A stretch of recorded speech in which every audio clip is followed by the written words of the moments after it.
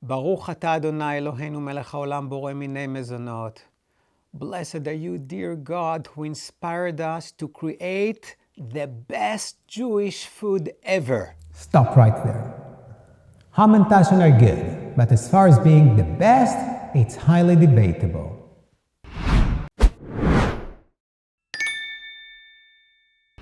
In fact, since 1946, the best minds of the academic world, including several Nobel Prize winners, have been participating in the Latkes Hamantash debate, in which they argue for the merits and superiority of each of these foods.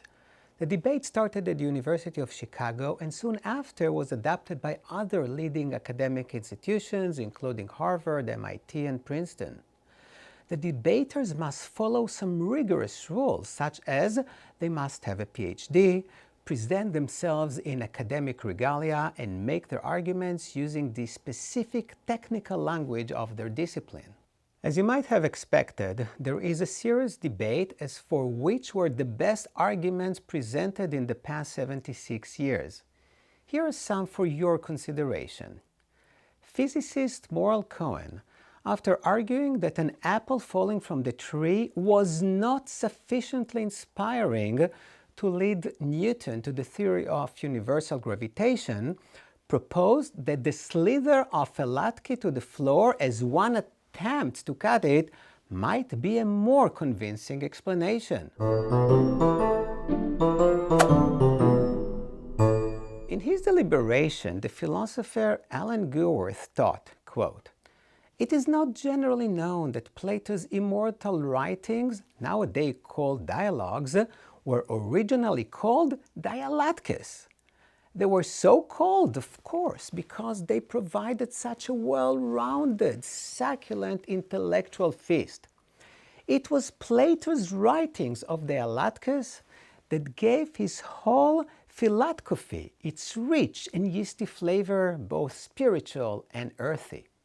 It is even less well known that Plato's greatest pupil, nowadays called Aristotle, was originally named Aristlatke, from the Greek word aristos, meaning best, and latke.